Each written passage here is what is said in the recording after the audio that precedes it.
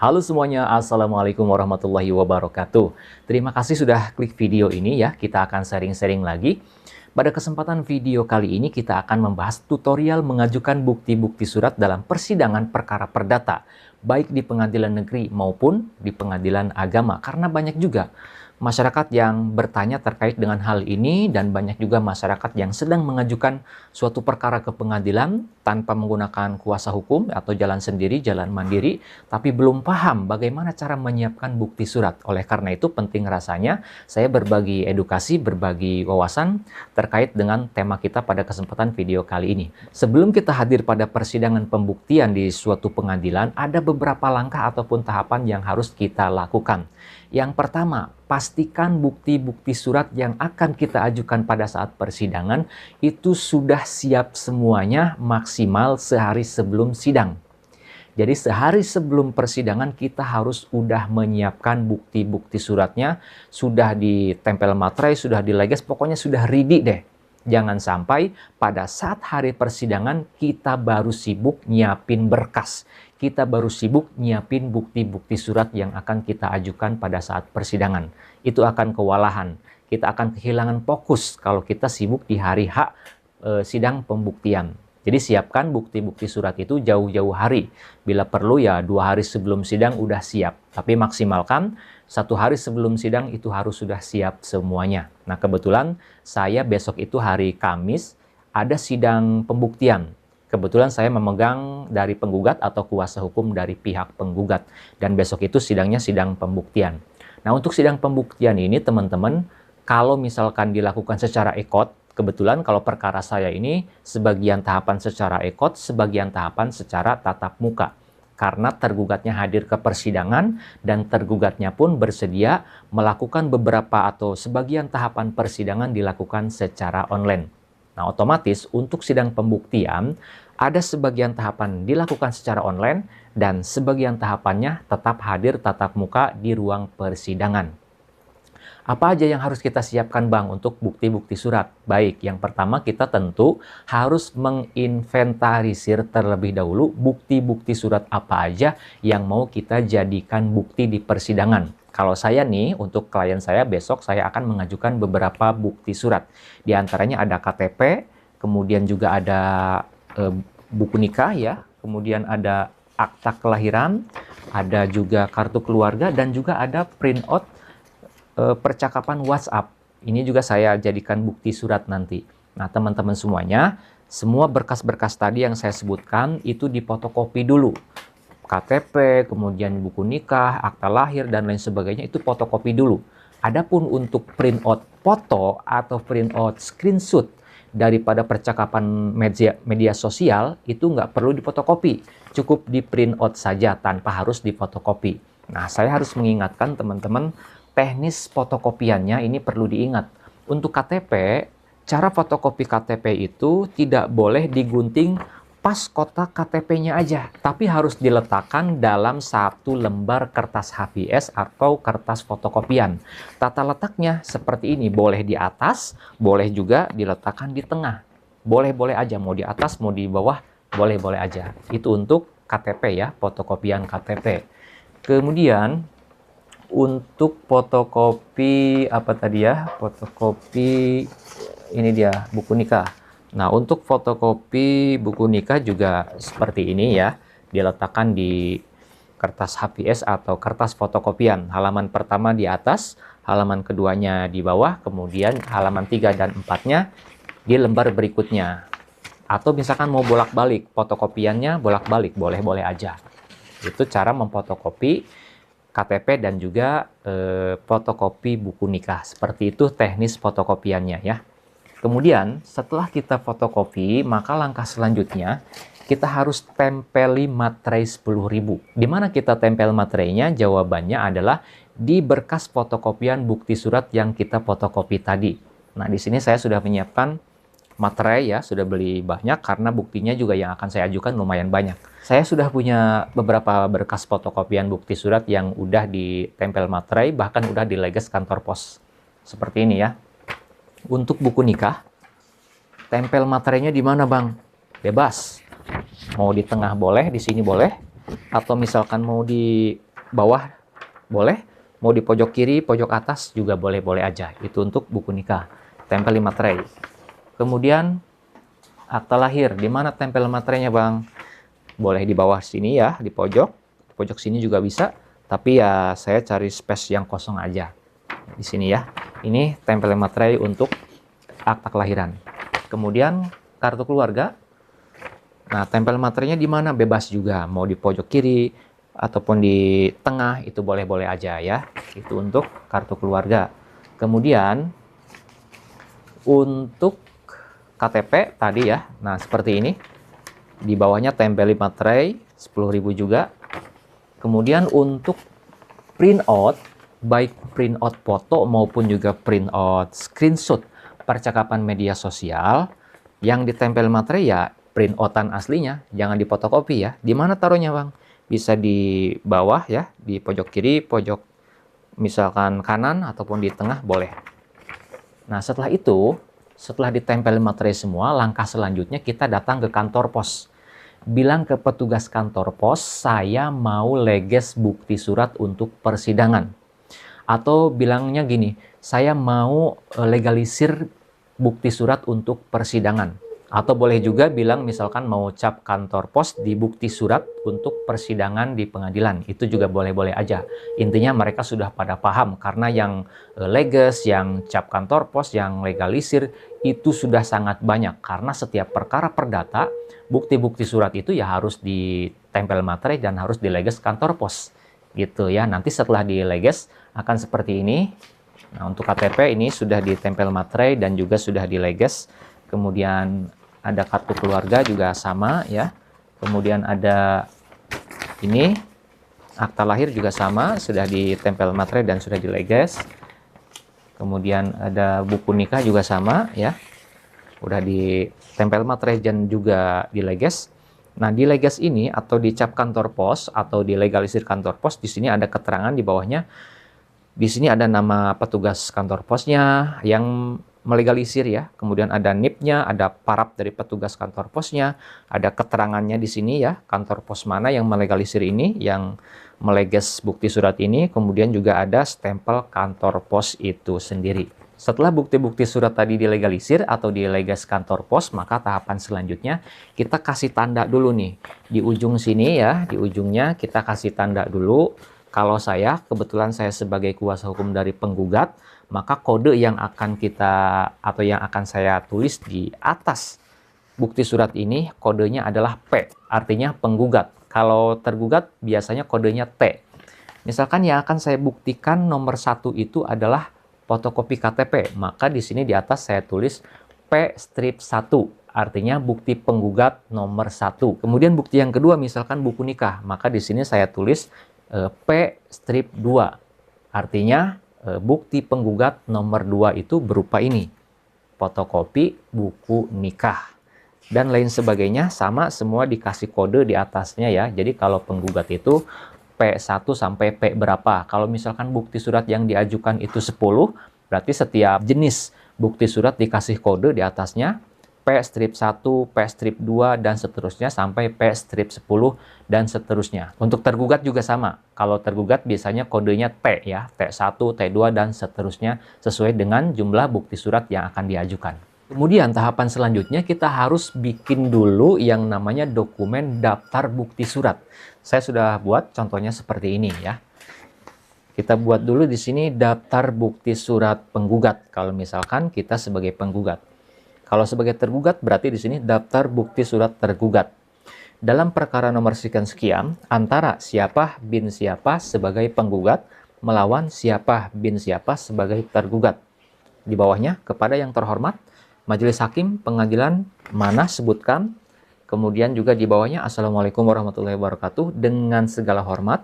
Dengan ini penggugat mengajukan bukti-bukti surat sebagai berikut. Nah, di sini ada beberapa kolom 1 2 3 4. Kalau saya ya, ini teknisnya bebas sih sebetulnya, mau formatnya mau seperti apa bebas. Tapi kalau saya biasanya bikin kayak gini.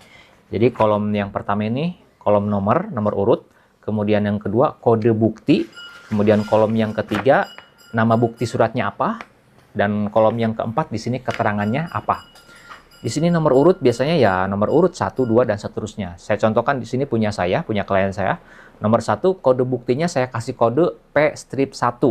Artinya bukti penggugat nomor 1 atau bukti penggugat yang ke-1, bukti yang ke-1. Kemudian di sini bukti surat. Nama bukti suratnya apa? Misalkan fotokopi KTP. Kemudian nomor urut yang kedua, ketiga, dan seterusnya ya disesuaikan ya dengan bukti-bukti yang sudah kita inventarisir tadi. Itu. Kemudian untuk print out-nya silakan di print out 1 kali, kemudian ditanda tangan di belakangnya, tanda tangan penggugat atau kuasa hukumnya. Setelah itu di fotokopi dulu. Jadi daftar bukti surat ini harus difotokopi kurang lebih sekitar ya 5 kali lah, 5 kali ya. Nanti aslinya ini diserahkan kepada ketua majelis ya, ketua majelis hakim. Kemudian fotokopiannya 2 rangkap untuk anggota majelis. Anggota majelis kan ada 2 biasanya. Dan 1 rangkap fotokopian dikasihkan kepada pihak tergugat.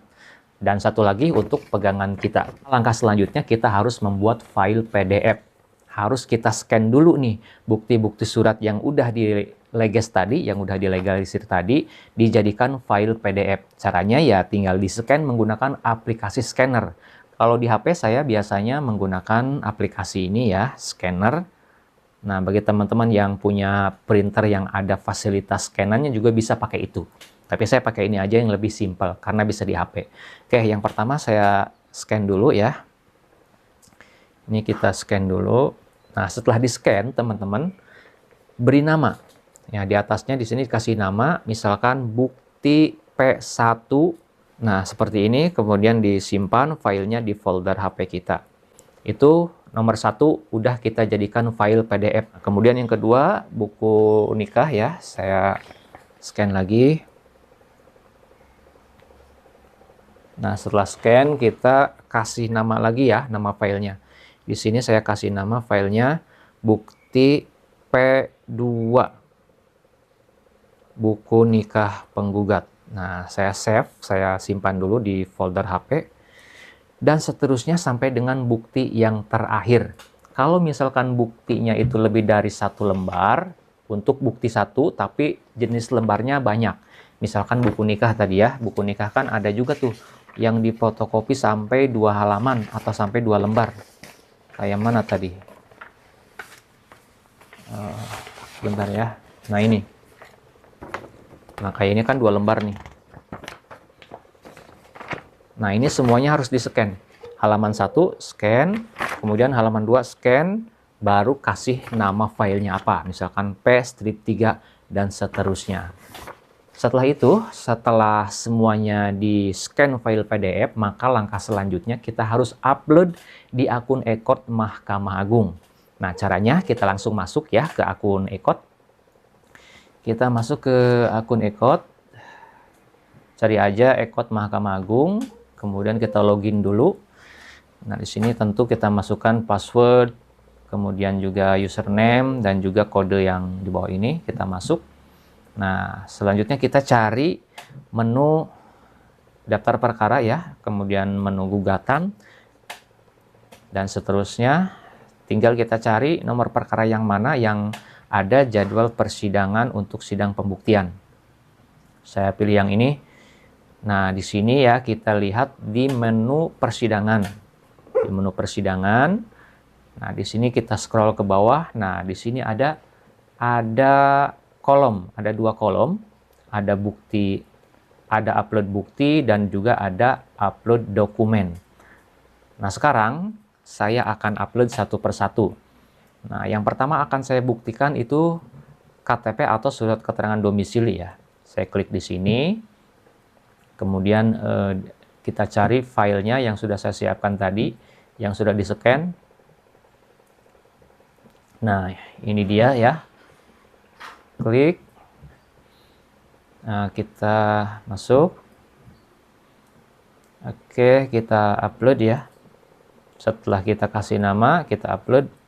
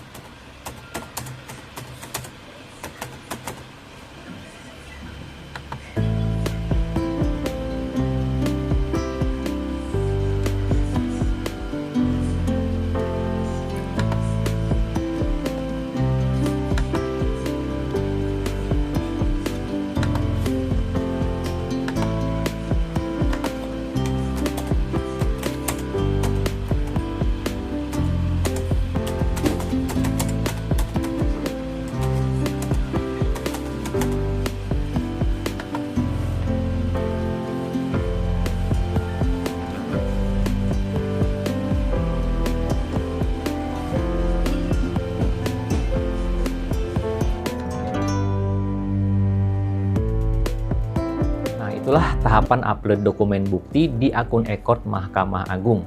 Kemudian teman-teman, setelah kita upload, maka pastikan berkas-berkas yang kita upload tadi kita rapihkan lagi. Kita rapihkan disusun dari yang pertama, bukti P1 ya, kemudian P2, P3 dan seterusnya diurutkan. Kemudian dijepit ataupun juga di istilahnya di apa ya? Pokoknya harus dirangkap dan dijepit di atasnya supaya tidak tercecer. Kemudian setelah itu siapkan juga bukti-bukti aslinya untuk dibawa pada saat persidangan besok hari atau pada saat sidang pembuktian itu diagendakan. Contoh saya besok nih sidang pembuktiannya, maka bukti-bukti surat tadi yang udah dilegalisir, udah tempel materai, udah di scan PDF, udah diupload juga di akun e-court, kemudian sudah dirapihkan lagi, asli-aslinya pun disiapkan. Nah, itu disatukan dalam satu map ya, masukkan ke dalam satu map supaya besok itu langsung berangkat. Nggak sibuk nyari-nyari berkas di mana nih, gitu ya. Nah, teman-teman semuanya, pada saat sidang pembuktian, nanti kan hakim akan bertanya, apakah saudara sudah mengupload bukti-bukti suratnya? Silahkan jawab, sudah yang mulia, sudah saya upload di akun e-court. Nah, setelah itu biasanya hakim akan mempersilahkan kita untuk maju ke depan, membawa bukti-bukti suratnya untuk diserahkan kepada majelis hakim, fotokopian dari bukti-bukti surat yang udah kita tempel materai, udah kita leges, udah kita kasih kode P1 sampai seterusnya, udah kita upload di akun e-court Mahkamah Agung, itu dibawa dan disodorkan kepada majelis hakim. Fotokopiannya ya, yang seperti ini. Nah, ini kita sodorkan. Nah, selain itu kita juga sodorkan daftar buktinya. Nah, daftar bukti ini juga seperti ini kita sodorkan juga kepada majelis hakim. Kemudian nanti akan dicek oleh hakim satu persatu. Misalkan bukti P1, fotokopi KTP akan dilihat sama hakim, fotokopian yang sudah dilegesnya. Mana aslinya? Perlihatkan aslinya. Nah, dilihat oleh hakim, nanti dicocokkan. Kalau udah cocok, dikasih keterangan sesuai dengan asli sama hakim ya. Dikasih kode di paraf di sini di atas biasanya. Nah, setelah semuanya diverifikasi dari bukti P1 sampai dengan bukti P terakhir yang dicocokkan dengan aslinya, maka biasanya hakim akan bertanya, apakah saudara akan mengajukan bukti surat tambahan? Jawab saja kalau kita sudah merasa cukup yang mulia untuk bukti surat, tidak ada penambahan. Kemudian biasanya kalau bukti surat sudah selesai, hakim biasanya akan bertanya, apakah saudara sudah menyiapkan bukti saksi? Kalau di pengadilan agama, biasanya bukti surat dan bukti saksi, keterangan saksi itu bisa diajukan pada saat hari yang sama. Beda kalau di pengadilan negeri, biasanya kalau di pengadilan negeri itu, hari ini sidang pembuktian bukti surat dulu, nanti seminggu ke depan, seminggu kemudian baru bukti saksi. Jadi jarang disatukan dalam satu hari yang sama. Tapi kalau di pengadilan agama biasanya dan mayoritas disatukan dalam satu hari yang sama. Mengajukan bukti surat dan juga mengajukan saksi. Nah, itu saja ya teman-teman semuanya. Mudah-mudahan bisa bermanfaat khususnya bagi Anda yang membutuhkan informasi terkait dengan hal ini. Kalau misalkan nih menurut teman-teman, menurut pemirsa, video ini ada gunanya atau channel ini ada manfaatnya buat orang lain, saya mohon keikhlasan dari teman-teman semua, dari pemirsa YouTube semuanya untuk subscribe ke channel Pengacara Santuy Official. Bukan siapa-siapa, hanya Lawyer Deso. Sampai jumpa di video-video selanjutnya. Assalamualaikum warahmatullahi wabarakatuh.